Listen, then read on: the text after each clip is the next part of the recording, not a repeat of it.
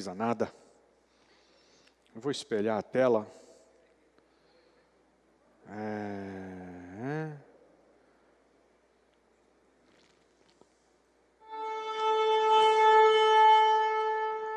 Olha, falei para vocês? Deixa rolar.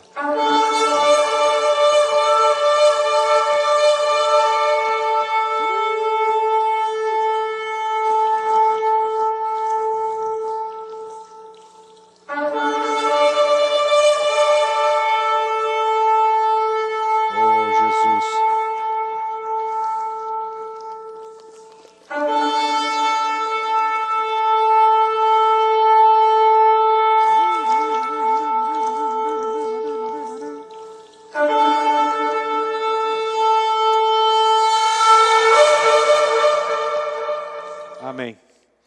Obrigado, Senhor. Queremos ouvir a Tua trombeta, Pai. A trombeta do Teu anjo. E nós queremos tabernacular contigo, Senhor, como diz a Tua palavra. Maranata, nos ajuda a entender os Teus mistérios. Eu sei que Tu tens alegria de compartilhar Teus mistérios com os Teus filhos, Teus amados. Faz isso hoje mais uma vez entre nós aqui. Para a glória do Teu nome, Jesus. Amém. Aleluia! Como é que foi de férias? Tudo bem? Amém. Bom, eu mandei para vocês até a página 35 da apostila, que eu gostaria muito que a gente cumprisse ela hoje. E aí a gente entraria na próxima aula em Jesus Cristo, que é a próxima página, o Senhor Jesus. Mas vamos fazer força para que isso role. Então, retomando de onde paramos, o fracasso de Israel não invalida as alianças de Deus com este povo. Tudo que foi prometido para Israel será literalmente cumprido. A igreja não herdou as promessas feitas a Israel. Para a igreja, as promessas são outras e não conflitam com as de Israel. Olha para mim. Deus, Ele fez uma série de promessas para o seu povo Israel na terra. Ele abriu um parêntese e revelou um mistério que estava escondido desde antes da fundação do mundo. Que mistério é esse? A igreja. Cristo, o noivo, e a igreja, a noiva, eram um mistério. E ele desvendou, descortinou esse mistério, abriu esse parêntese e vai fechá-lo, e vai retomar tudo que ele começou com Israel. Digo isso porque há uma doutrina, uma teologia, que se chama teologia da substituição. Se você for estudar com os catedráticos da teologia, a teologia da substituição, ela prega que Israel teve a sua chance e falhou, não recebeu o Salvador, e agora Israel foi substituído pela igreja.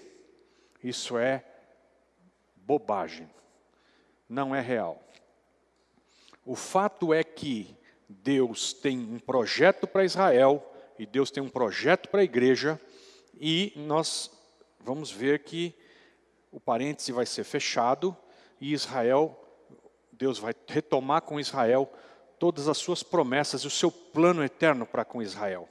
Então, a igreja, ela foi separada por Deus para o céu. Nós vamos viver na Nova Jerusalém. Amém? A Nova Jerusalém é uma cidade que desce do céu. E o texto fala que Jerusalém, a Nova Jerusalém, ela é uma cidade que parece um cubo que desce do céu. A gente poderia imaginar um planeta, né? Mas ela é cúbica. E a aresta, estou falando grego? A aresta desse cubo é de 2.400 quilômetros. Então, o cubo tem 2.400 quilômetros, 2.400 quilômetros e 2.400 quilômetros de altura. A aresta é 2.400 quilômetros, está lá em Apocalipse. E nós vamos morar nessa cidade que desce do céu. A cidade virá e vai encostar aqui na terra, e nós, os santos, que vamos morar no céu, vamos morar nela. Israel vai morar na terra. Deus vai continuar todo o projeto que Ele tem com Israel, para que seja o povo dele na terra. Amém? Continuando aqui. Gálatas 3:29, nós já vimos, mas vamos dar uma rapidinha lá.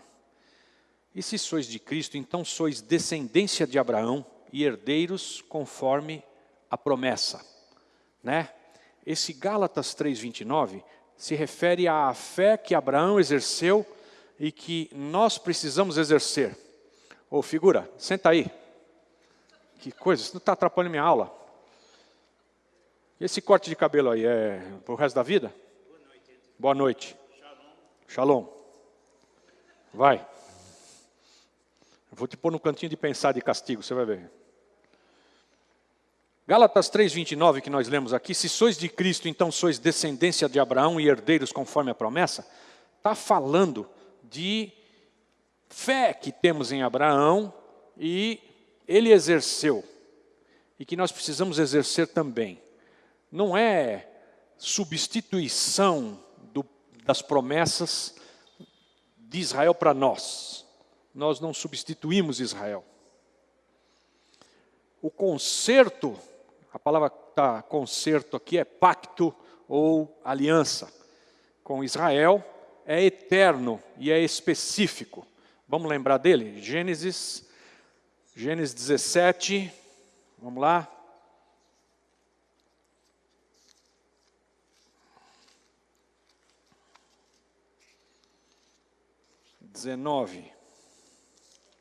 Gênesis 17, 19.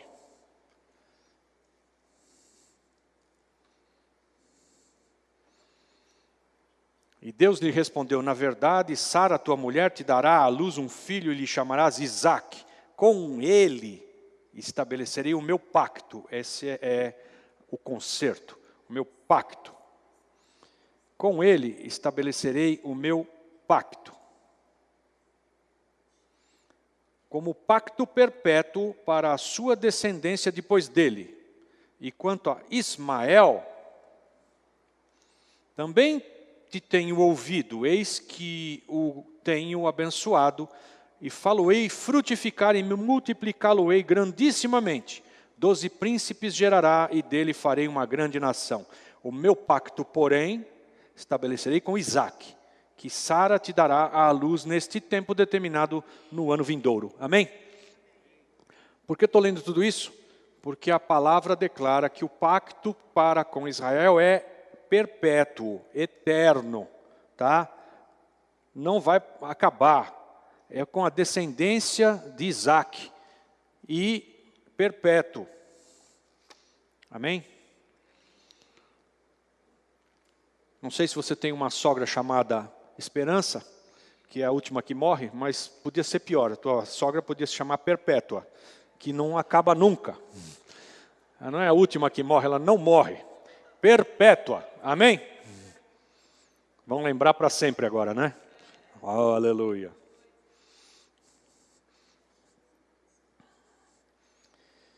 A aliança que Deus fez com Davi se refere a Salomão de forma imediata e também ao Senhor Jesus Cristo no futuro. Vamos ler? 2 Samuel 7. Vamos lá. Estão comigo? 2 Samuel 7.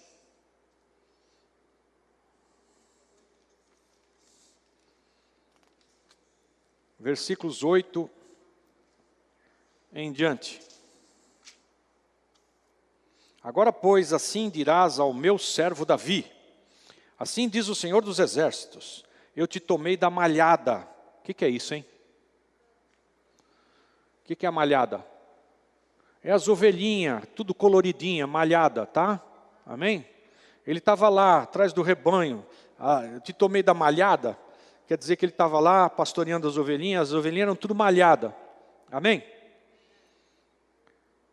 Eu te tomei da malhada e de trás das ovelhas, para que fosses príncipe sobre o meu povo, sobre Israel. E fui contigo por onde quer que foste, e destruí a todos os teus inimigos diante de ti, e te farei um grande nome, como o nome dos grandes que há na terra. Vamos mais. Também designarei lugar para o meu povo, para Israel, e o plantarei ali, para que ele habite no seu lugar, e não mais seja perturbado, e nunca mais os filhos da iniquidade o aflijam, como dantes. E como desde o dia em que ordenei que houvesse juízes sobre o meu povo Israel, a ti, porém, darei descanso de todos os teus inimigos. Também o Senhor te declara que ele te fará casa. Quando teus dias forem completos e vieres a dormir com teus pais, então farei levantar depois de ti um dentre a tua descendência, que sair das tuas entranhas, e estabelecerei o seu reino. Este edificará uma casa ao meu nome, e eu estabelecerei para sempre o trono do seu reino. Eu lhe serei pai, e ele me será filho. E se vier a transgredir, castigá-lo-ei com vara de homens e com açoites de filhos de homens. Mas não retirarei dele a minha benignidade, como a retirei de Saul, a quem tirei de diante de ti. A tua casa, porém, e o teu reino serão firmados para sempre diante de ti. Teu trono será estabelecido para sempre. Amém? Versículo 19. E isso ainda foi pouco aos teus olhos, Senhor Jeová, senão que também falaste da casa do teu servo para tempos distantes, e me tens mostrado gerações futuras, ó Senhor Jeová. Aleluia. Ou seja, o texto que nós lemos está falando do descendente de Davi, Salomão, que construiu casa depois que Davi dormiu com seus pais. Salomão é quem constrói um templo para a habitação do Senhor, mas ele também fala do destino eterno da descendência de Davi, e que transcende Salomão, e chega até Jesus. Jesus é esse que vai reinar para sempre, o filho de Davi, que vai estar lá e não vai cessar nunca. Então essa promessa a Davi, a aliança que Deus fez com Davi, se refere para o primeiro descendente natural dele ali, Salomão, e para Jesus, que é descendente de Davi. Na verdade, a palavra de Deus, quando ela fala de descendente dos seus pais, ela se refere a uma pessoa dizendo, quando você ainda estava nos lombos do teu pai. Nos lombos é aqui, ó. Não é que o cara já tinha nascido e estava nos lombos do pai dele. Não.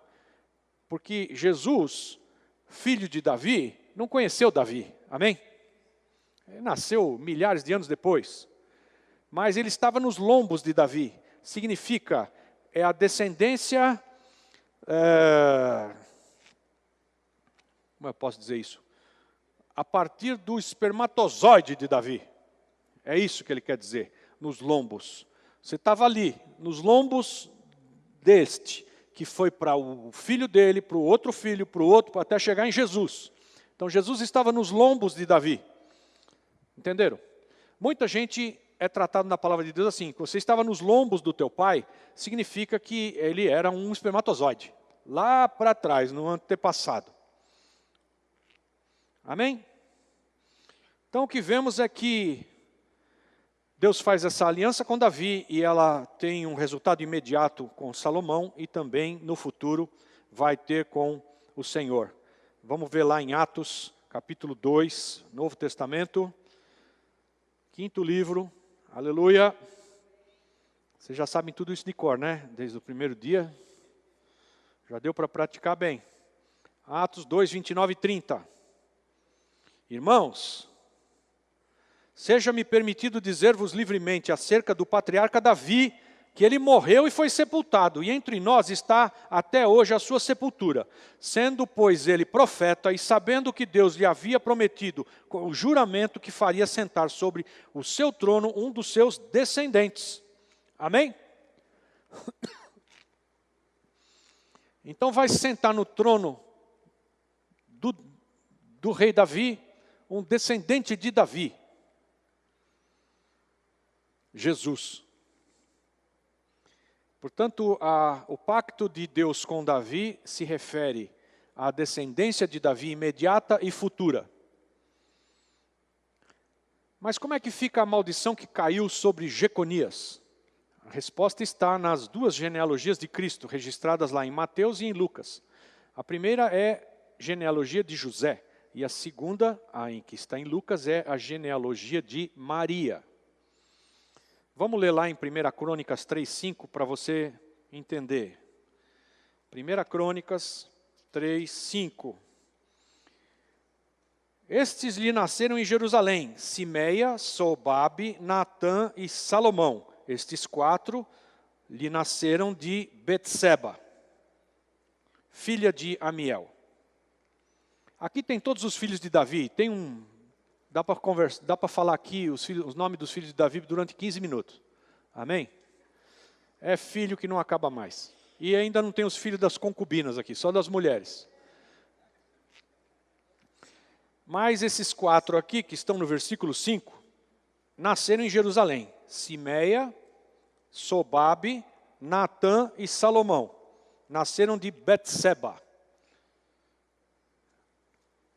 Lembram da Betseba, né? Estava tomando banho. Então tá.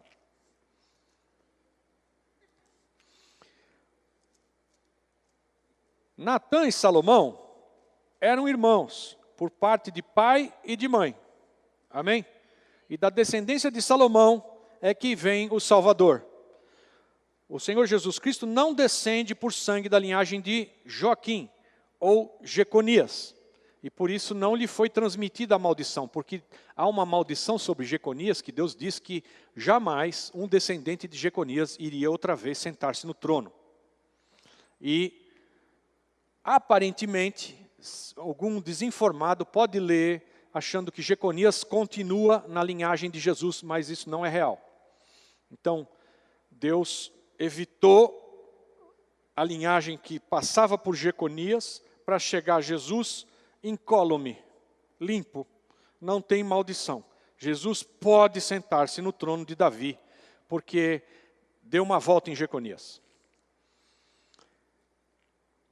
Ao mesmo tempo, ele descende diretamente de Davi por parte de Maria, por sangue, tendo assim o direito de reinar no trono de Davi. Apocalipse 5 descreve o Senhor retomando a terra como sua legítima herança.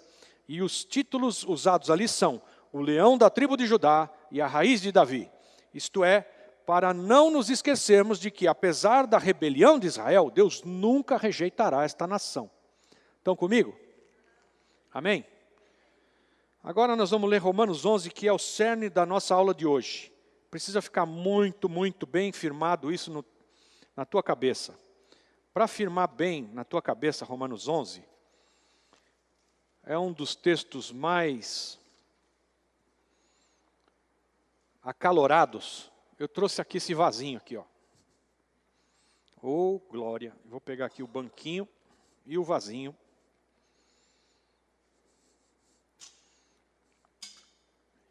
E não sei quantos de vocês sabem, mas quando nós mudamos para este prédio, a minha mãe plantou uma semente de oliveira ali do lado.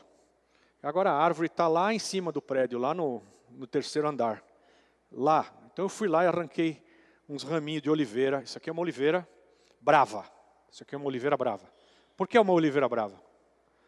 Por quê? Não dá fruto. Vai lá pegar uma azeitona para mim. Não vai rolar. Porque é uma oliveira brava.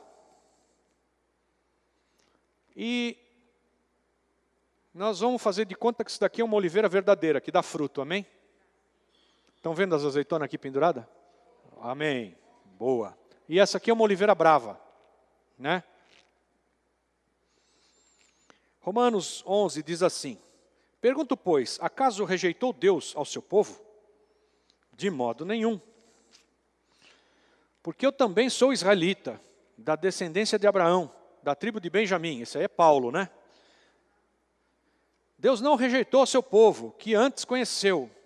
Ou não sabeis o que a Escritura diz de Elias, como ele fala a Deus contra Israel, dizendo: Senhor, mataram os teus profetas e derribaram os teus altares, e só eu fiquei e procuram tirar minha vida. Mas que lhe diz a resposta divina? Reservei para mim 7.000 varões que não dobraram os joelhos diante de Baal. Lembram disso? Está lá, né, o profeta Elias reclamando com Deus. Está acabado. Ele fala para Deus, está tudo acabado. E Deus diz para ele, você não sabe de nada. Tem 7.000 que não se dobraram, que Deus reservou para si. Versículo 5, assim, pois também no tempo presente ficou um remanescente, segundo a eleição da graça. Amém, graça? Depois você conta os teus eleitos aqui para nós, né? Segundo a eleição da graça. Mas se é pela graça, já não é pelas obras. De outra maneira, a graça já não é graça. Pois que, o que Israel busca, isso não o alcançou, mas os eleitos o alcançaram, e os outros foram endurecidos. Como está escrito, Deus lhes deu um espírito entorpecido, olhos para não verem e ouvidos para não ouvirem até o dia de hoje. Estão vendo essa oliveira aqui, ó? Essa aqui é a oliveira verdadeira, né? Oliveira verdadeira, dá fruto. Deus fez isso com eles, é o Israel. O que ele fez? Deus lhes deu um espírito entorpecido, olhos para não verem e ouvidos para não ouvirem, até o dia de hoje. E Davi diz, torne-se-lhes a sua mesa em laço, e em armadilha, e em tropeço, e em retribuição. Escureçam-se-lhes os olhos para não verem, e tu encurva-lhes sempre as costas, né? Que é para eles não olharem para frente. Logo pergunto, porventura tropeçaram de modo que caíssem? De maneira nenhuma. Antes, pelo seu tropeço, veio a salvação aos gentios. Quem são gentios? Essa galera aqui, ó, oliveira brava. Eu não sei se aqui ele vai falar de oliveira ou de videira, mas não tem importância, nós vamos ficar nas árvorezinhas aqui. Aleluia. Vamos lá.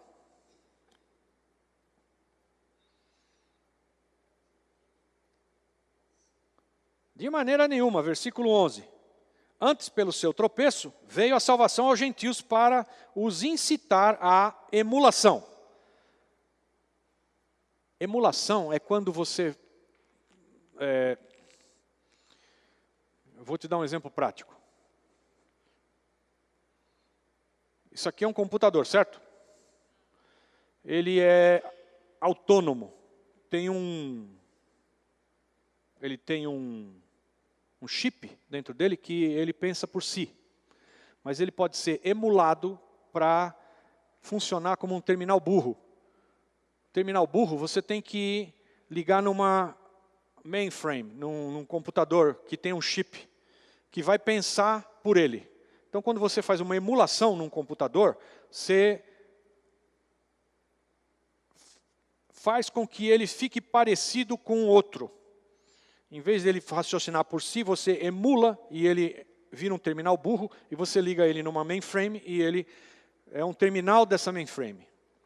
O assunto é processado aqui, mas ele tem acesso, como um terminal externo, tem acesso a esse computador central.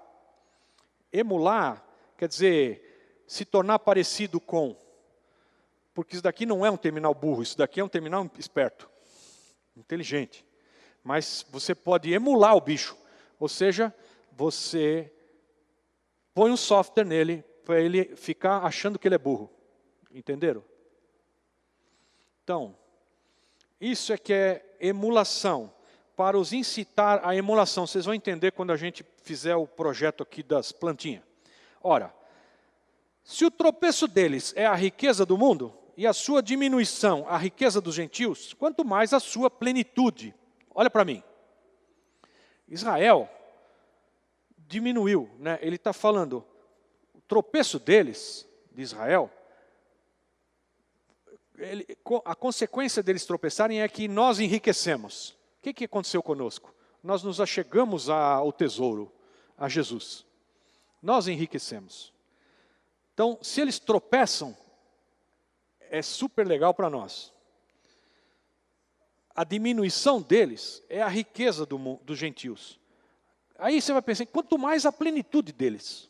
Porque o que Deus está falando aqui é que Ele vai outra vez tomar Israel para si, cumprir todas as promessas, e eles vão chegar numa plenitude. E se a desgraça deles já foi bom para nós, a plenitude deles vai ser muito bom para nós. É isso que Ele está falando. Quanto mais a plenitude.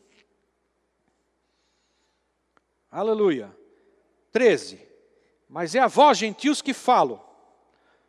E porquanto sou apóstolo dos gentios, glorifico o meu ministério, para ver se de algum modo posso incitar à emulação os da minha raça e salvar alguns deles.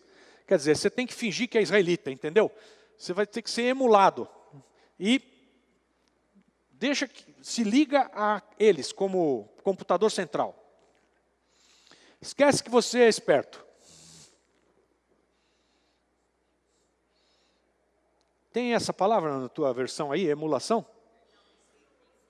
Hã? Ciúme. Ciúme. É ruim essa palavra, hein? Vamos ficar com emulação.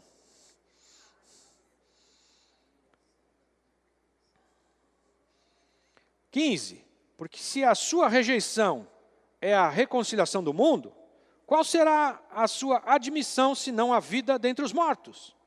Se as primícias são santas, também a massa o é. E se a raiz é santa, também os ramos o são. Então veja, é oliveira mesmo, aleluia. Olha só, aqui está a oliveira, símbolo do Israel, de Deus. E a oliveira está plantada, e as raízes recebem da seiva. E a raiz é Jesus. Ele é a raiz e nós somos os ramos. Ele é a raiz que alimenta essa planta verdadeira, a oliveira, Israel. Veja aqui. Se as primícias, porque eles são os primeiros, tá? Nós viemos deles, amém? Não é para você atirar pedra em judeu, senão você está frito. Porque tem uma teologia da substituição, que fala que Israel pisou na bola, e agora o assunto é com a igreja, e eles querem tirar pedra nos judeus. Porque eles que mataram Jesus.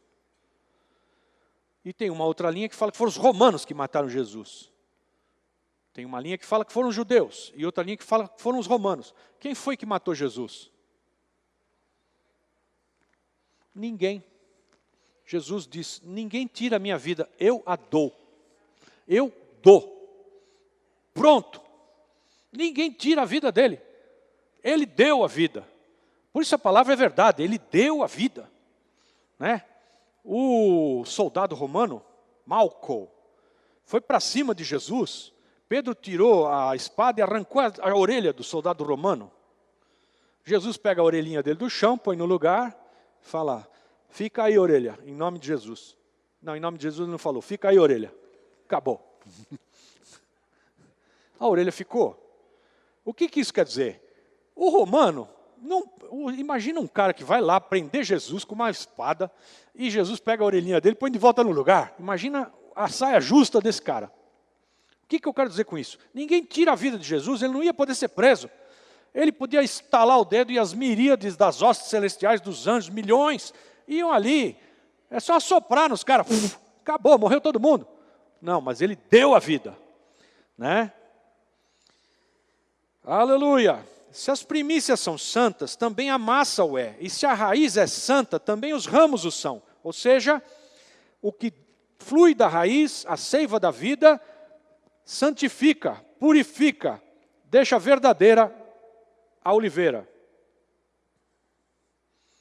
E se alguns dos ramos foram quebrados, olha para mim. Então veio Jesus para os seus, a oliveira verdadeira. Ele é que alimenta essa planta. Mas os seus não o receberam.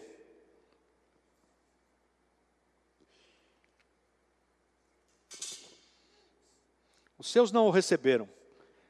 E a palavra declara assim, o que está escrito aí? Se algum dos ramos foram quebraram,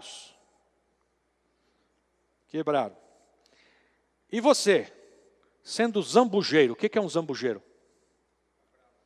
Oliveira brava, obrigado. Zambujeiro é uma oliveira que não dá fruto. Vocês estão vendo como essa daqui já está com as orelhinhas tudo seca, né, chumbada? Então, essa aqui é a oliveira brava. Essa aqui dá muita azeitona. Essa aqui não dá. O fruto, se der fruto, é amargo. Não dá para comer. É oliveira brava ou zambujeiro. E se você, sendo zambujeiro, não dá fruto, Deus te pega.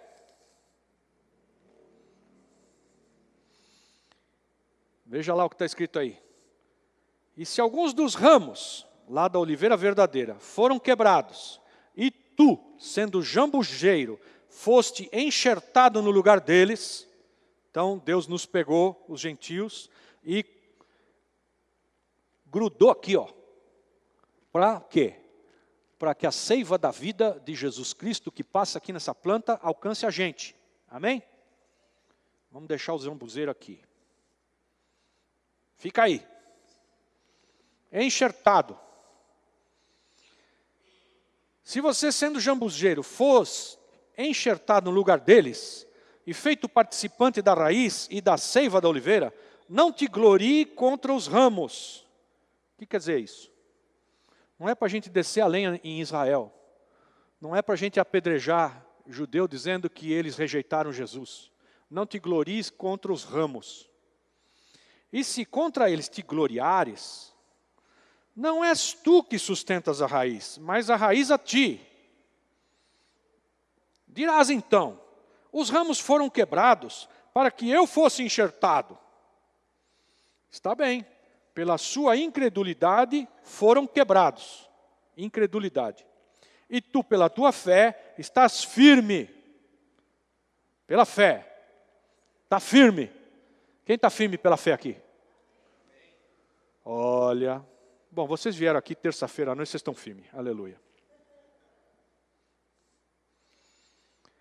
E tu, pela tua fé, estás firme. Não te ensoberbeças, mas teme. Porque se Deus não poupou os ramos naturais, não te poupará a ti.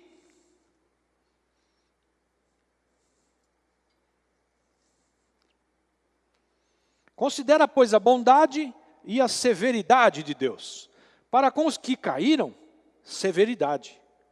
Mas para contigo, a bondade de Deus. Se permaneceres nessa bondade, do contrário, também tu serás cortado. Ou seja, você tem que ficar aqui, bonzinho. Bonzinho. Porque Deus arrancou essa galera aqui, ó, que era a videira verdadeira, te pôs no lugar deles, e falou, fica pianinho. Aqui, ó. Considera, pois, a bondade e a severidade de Deus. Para com os que caíram, severidade, mas para contigo, a bondade de Deus.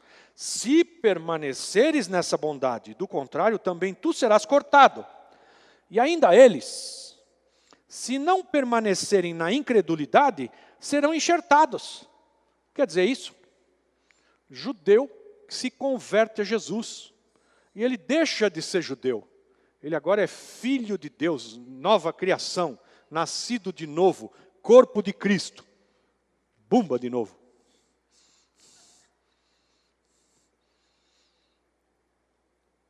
E ainda eles, essa turma que foi cortada, se não permanecerem na incredulidade, serão enxertados. Porque poderoso é Deus para os enxertar novamente. Rejeitaram Jesus, mas depois deixaram de rejeitar e receberam. Se converteram.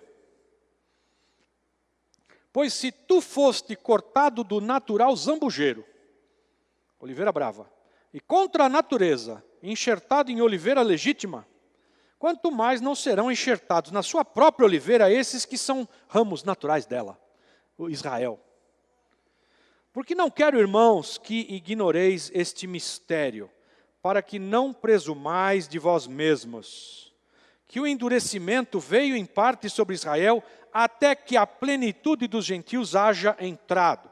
E assim todo Israel será salvo, como está escrito: virá de Sião o libertador, e desviará de Jacó as impiedades. E este será o meu pacto com eles, quando eu tirar os seus pecados.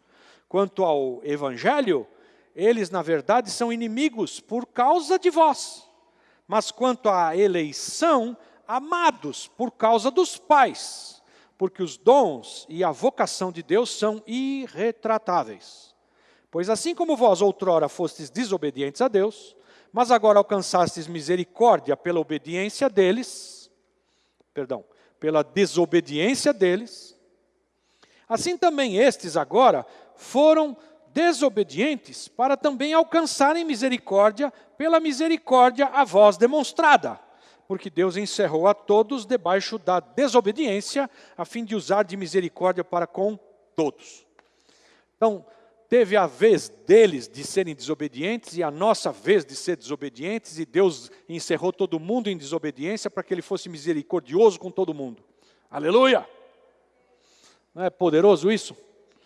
Então, Deus não encerrou o assunto com Israel, mas a lição maior que nós temos que tirar disso aqui é: te cuida, rapaz, põe as barbas de molho, porque não é assim. Quem quer aceitar Jesus? Aí você vem aqui na frente, eu quero, dá uma choradinha básica, né? Faz uma carinha de crente, dá aquela arrependida pública, alô? Porque tem arrependida pública e tem arrependida mesmo.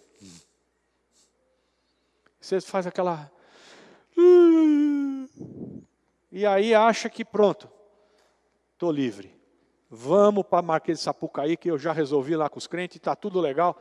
Carimbaram o meu passaporte, fui lá na frente, paguei o maior mico, mas ó, estou bonito. Não, meu irmão. Não. Aliás, tem um candidato à presidência da República aí dizendo para uns dos pastores lá: você já foi crente! Você já foi crente! Falando assim com o pastor. Você já foi crente é poderoso. Você já foi crente um dia. Ai, caramba. Ou seja, te cuida, porque Deus, Ele, para enxertar e para desenxertar, está sozinho. Ele, está desobedecendo? Então tchau para você. Pumba, joga no fogo, seca e joga no fogo. Não, mas aquele cara lá se arrependeu no pó. É verdade, estou vendo o coração dele, põe ele de volta na oliveira. Fica na oliveira, rapaz. Que coisa, esse cara aqui não quer se arrepender de jeito nenhum. Fica aí. Ou seja, uma vez que nasceu de novo, não quer dizer nada. Porque tem uma doutrina aí que diz assim: você nasceu de Deus, Deus é teu pai, não tem como você se livrar disso. É pai é pai. Tanto faz se você aprontar o que você quiser. Ele continua sendo teu pai, porque você nasceu do pai novo. Não é o que diz aqui. Aqui diz que se a gente permanecer na fé, vai chegar aquele dia que nós vamos nascer mesmo no corpo, outra vez, ressuscitar.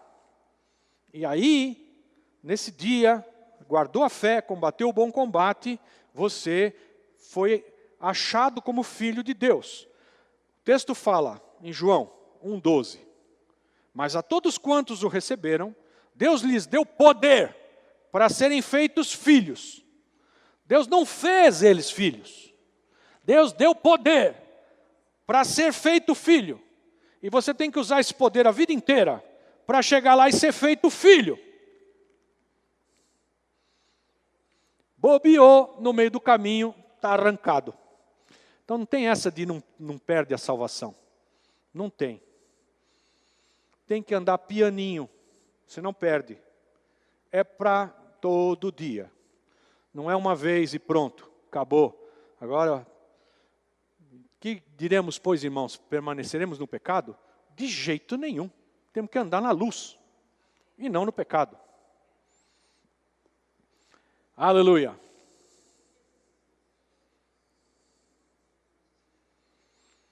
Israel está deixada de lado por um tempo, por algum tempo.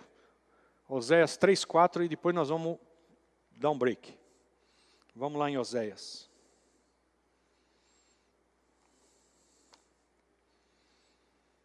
Capítulo 3, versículo 4. Pois os filhos de Israel ficarão por muitos dias sem rei, sem príncipe, sem sacrifício, sem coluna e sem éfode, ou terafins. Depois tornarão os filhos de Israel e buscarão ao Senhor seu Deus e a Davi seu rei, e com temor chegarão nos últimos dias ao Senhor e à sua bondade. Amém? Ou seja, Israel está sem Deus, sem sacerdote, sem sacrifício, sem coluna.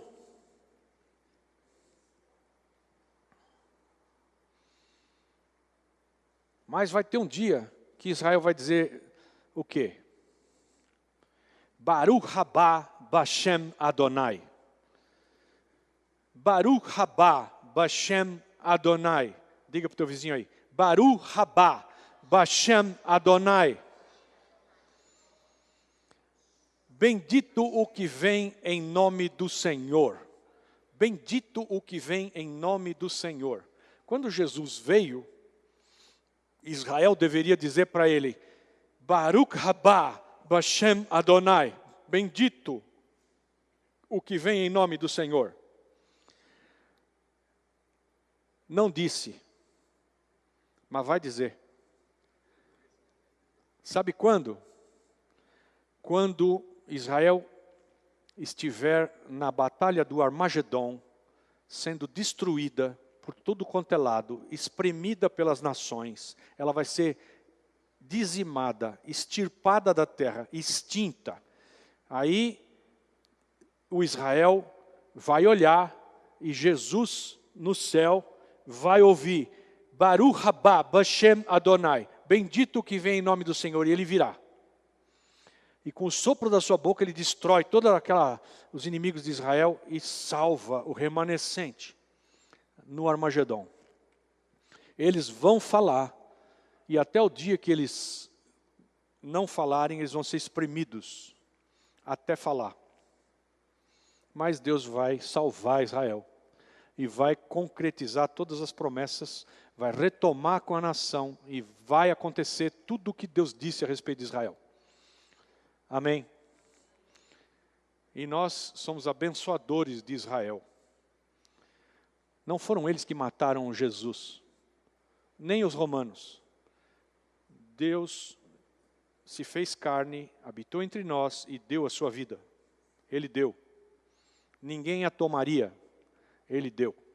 Amém? Vamos lá, cafezinho, 10 minutos, aí a gente volta.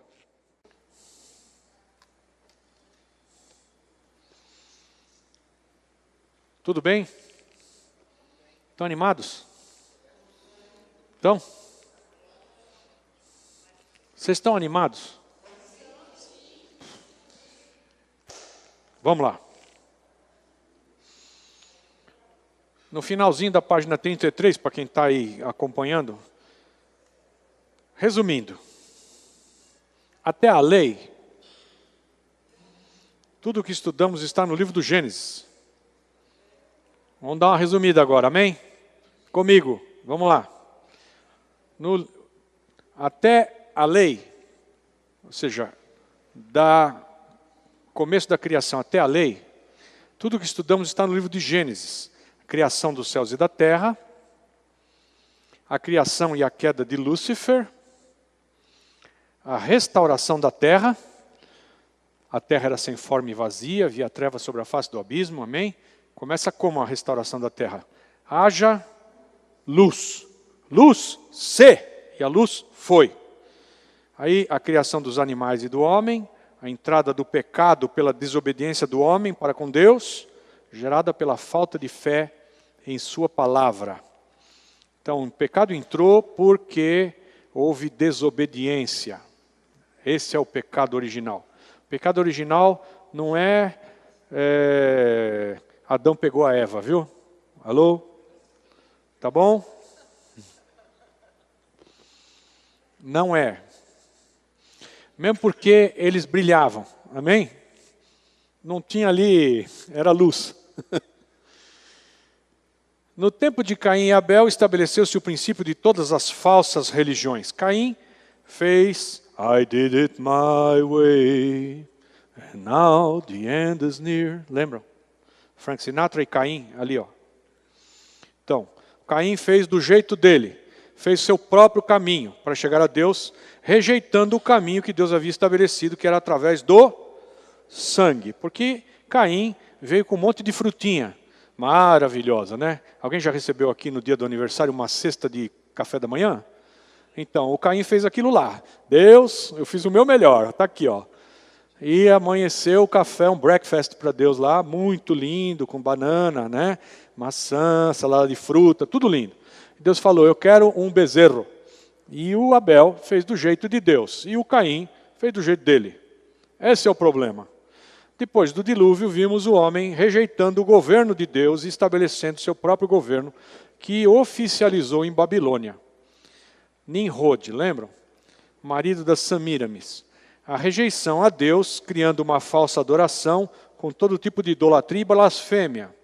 Assim a humanidade rejeitou a palavra, a adoração e o governo de Deus. Por amor ao homem, porém, Deus começou a formar uma nação a partir de um homem, Abraão. Qual é a matéria-prima para se fazer uma pátria? Um pai. Pater. Pater, que foi traduzido por família, é a palavra paternidade. Podia ter sido traduzido paternidade. E pater também é a raiz da palavra pátria. Para se fazer uma pátria, Deus pega uma paternidade, um pai forte. Abrão, pai de quê? Pai exaltado, isso. Pai elevado ou pai exaltado. Muda para Abraão, pai de nações, pai de multidão, né? Então, Deus toma esse homem e forma a partir dele uma nação. Essa nação foi planejada para ser o testemunho de Deus e o seu porta-voz, e a nação onde nasceria o Salvador de todos os homens. Aleluia. Agora, vamos abrir lá em Hebreus. Hebreus 11, todo mundo já sabe, né? Qual que é o nome do capítulo 11 de Hebreus? Galeria dos Heróis da Fé. Amém?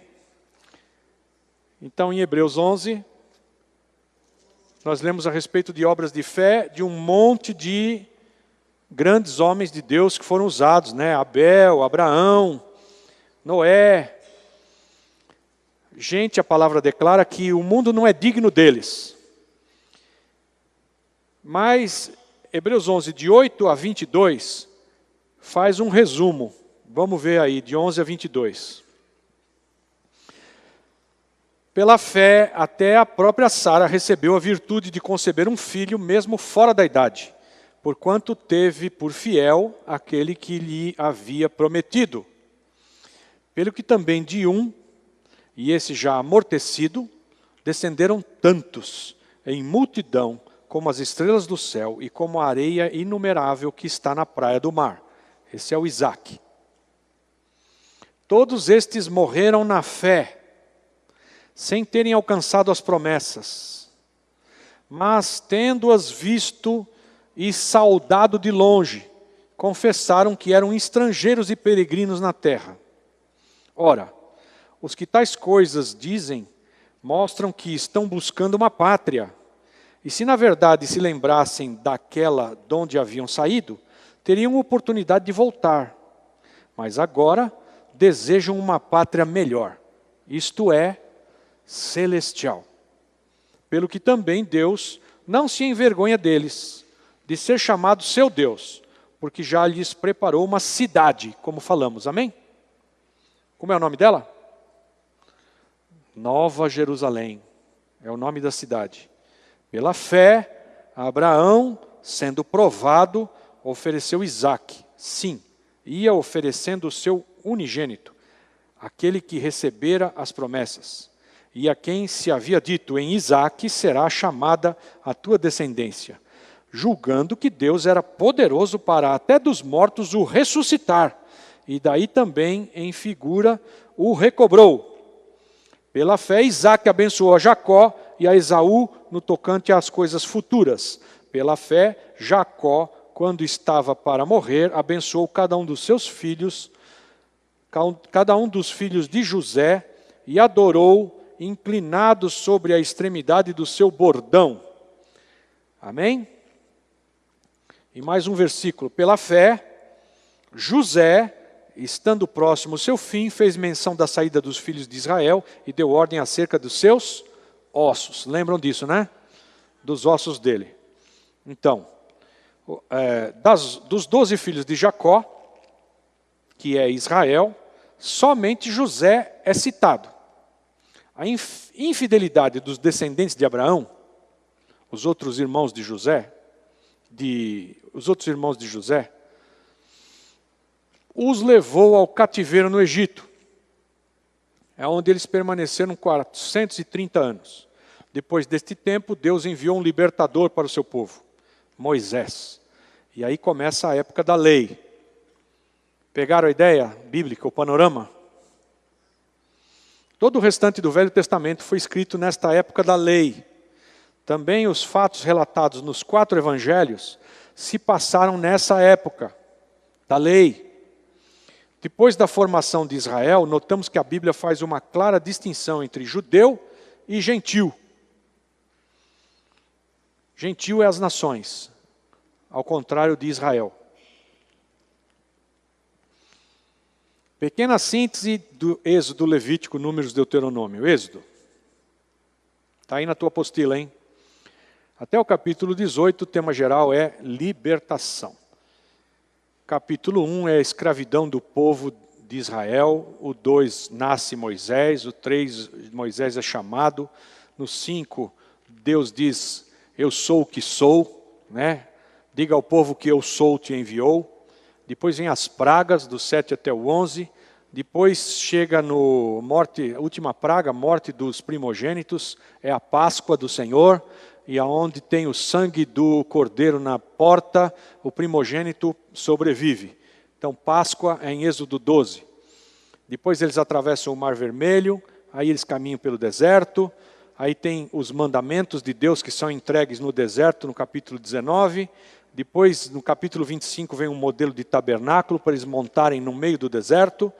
Depois tem a idolatria com o bezerro de ouro, lá nos 32. E depois tem a construção do tabernáculo com todo o projeto bem explícito de 35 a 40. Aí entramos no livro de Levítico. A mensagem central no livro de Levítico, o acesso a Deus é somente pelo sangue. Levítico 17, 11. A santidade dos redimidos é um imperativo. O que quer dizer isso? Quer dizer que a santidade é ser santo, está no imperativo, é uma ordem, tá no imperativo. A santidade dos redimidos é um imperativo, quer dizer, anda na minha presença e ser santo. Ser santo como eu sou santo, anda na minha presença e ser perfeito. Santidade é um imperativo. Levítico, o livro mostra todo o sistema sacerdotal do Velho Testamento com um tipo multiforme da obra expiatória do Senhor Jesus Cristo. Aí nós vamos para Números. Por que Números chama Números, hein? Porque ao longo do livro de Números se fazem 2 recenseamentos. A mensagem central de Números é que os redimidos são salvos para servir e devem combater a incredulidade. Números compreende um período de 38 anos de peregrinação no deserto. Compare Números 14, 33 e 34 com 1:1. O nome Números foi designado por causa dos 2 censos que o livro relata. No primeiro censo foram contados 603.550 homens, acima de 20 anos, capazes de irem à guerra. Abre parênteses, olha para mim aqui. A idade em que alguém em Israel é considerado adulto é 20 anos. Todo Israel, homem e mulher, serve o exército, pega em armas e vai para a guerra, até hoje. Todos os homens e todas as mulheres, todos os habitantes, todos, vão para o exército. Com que idade? 20 anos. Eles são considerados adultos, aptos a pegar em arma e ir para a guerra. 20 anos. Israel considera adulto alguém que chegou aos 20 anos e pode pegar em armas e ir para a guerra. Tá? Eles contaram ali 603.550 homens. Tá? É nessa época aí, homens, ok? Homens. Depois as mulheres entraram na dança, viu? Teve um tal de um feminismo por aí, e as feministas dançaram. Estão todas de uniforme hoje na guerra também. Mas é o seguinte, o que eu quero dizer é o seguinte, presta atenção. Israel nasceu dia 14 de maio de 1948. Alô? 14 de maio de 1948, a ONU bateu o martelo e declarou Israel uma nação. Esquece o período anterior que Israel existia. Ela ficou lá milhares de anos sem existir. Os israelitas foram espalhados pelo mundo, não tinha Israel nenhum. Aí chega em 1948, o brasileiro Oswaldo Aranha, ele, na primeira Assembleia Geral da ONU, ele declara estabelecido o Estado de Israel. Israel nasceu 14 de maio de 1948. Teve uma tetrade naquela altura. 4 luas de sangue. Páscoa Tabernáculo, 2 anos seguidos. Teve uma tetrade, 1948. Aí Israel nasceu, amém? Quantos anos para ficar adulto? 20. Aí tem um texto que fala assim, quando vires a figueira florescer, sendo ainda tenro os seus ramos, não passará essa geração sem que tudo isso aconteça. Tudo o quê? Todo o Apocalipse. A geração que vira a figueira florescer não passará. E a figueira floresce sendo ainda jovem, tenro. Sendo seus ramos jovem, tenro, deu fruto. No dia 6 de junho de 1967, quantos anos dá de 1948 para 1967? 19 anos. 19. Deus é exato. Israel não tinha 20 anos de idade. De 48 para 67. 67 aconteceu outro tetrade. 67, 68. 4 luas de sangue na Páscoa Tabernáculo, no primeiro dia da festa. De 48 para 67. 19 anos. Sendo Israel ainda jovem, deu fruto. Qual foi o fruto? Jerusalém foi conquistada na Guerra dos 6 Dias, em 6 de junho de 1967. E fez outra vez parte do território de Israel, Jerusalém. Pela primeira vez em milhares de anos, os israelitas puderam chegar lá no Monte do Templo, na única parede que sobrou lá, que chama Muro das Lamentações, para adorar e orar. Foi o general Moshe Dayan, do exército israelita, um que parecia um pirata, andava com um tampão, e a teoria da conspiração diz que ele andava com um tampão, não porque ele não tinha o olho, mas porque o Mossad tem um olho tampado e um aberto, para que quando ele mudasse de ambiente, que ele sai do clarão e entra no escuro, ele tira o tampão e está enxergando. Não é fácil. Dizem isso, né? Mas não sei se isso é verdade. Mas o Moshe Dayan entra em Jerusalém e, pela primeira vez, Israel vai ao monte do templo. Então, em 1948, a nação é restabelecida. Em 1967, a Jerusalém é restabelecida. E agora, teve outro tetrade, em 2015. E o que é o próximo que deve ser restabelecido? Primeiro a nação, depois a cidade, o templo. Então está se esperando que o templo seja restabelecido em Israel. Por causa desse tetrade que teve agora, como um sinal disso daí. Nessa última Assembleia Geral da ONU, que o presidente Temer abriu, porque desde o Oswaldo Aranha, por conta disso, quem abre a Assembleia Geral da ONU é um brasileiro, é o presidente brasileiro, e o Temer foi lá, abriu a Assembleia, e o Trump e o Netanyahu, estou falando grego? O Trump e o Netanyahu declararam lá no púlpito da ONU que o plano de paz para o Oriente Médio sai em no máximo 4 meses. E o plano de paz para o Oriente Médio, ele é assinado pelo Anticristo. E o plano de paz para o Oriente Médio prevê a reconstrução do templo no lugar onde ele deve estar. E um espaço para os palestinos.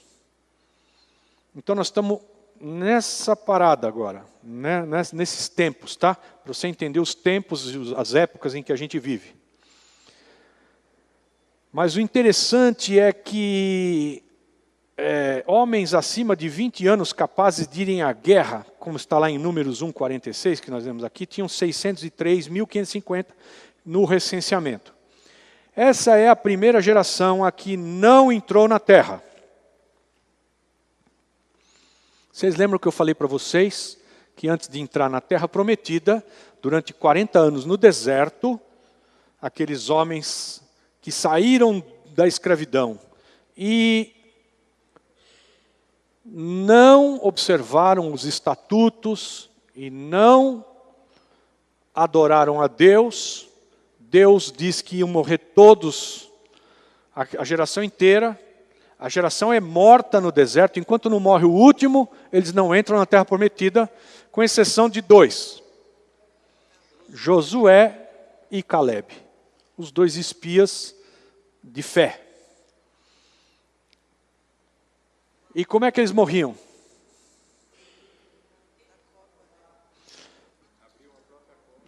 Cavavam a própria cova, no dia 9 de Ave, passavam a noite na cova, 15.000 israelitas já não acordavam, já estavam ali prontos, é só jogar areia. Já estavam dentro da cova. Todos os anos. Chegou no 39º ano, eles cavaram a cova, deitaram lá, no dia 9 de Ave, ninguém morreu. Isso não está aqui na Bíblia, tá? Não é onde está esse versículo, não.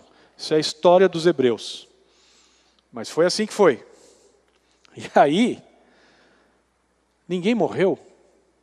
Então, erramos a data, né? Não é 9 de Ave hoje. Estamos no dia errado. Como agora mesmo, eu falei para vocês que a festa de trombetas é amanhã. Não foi no mês passado.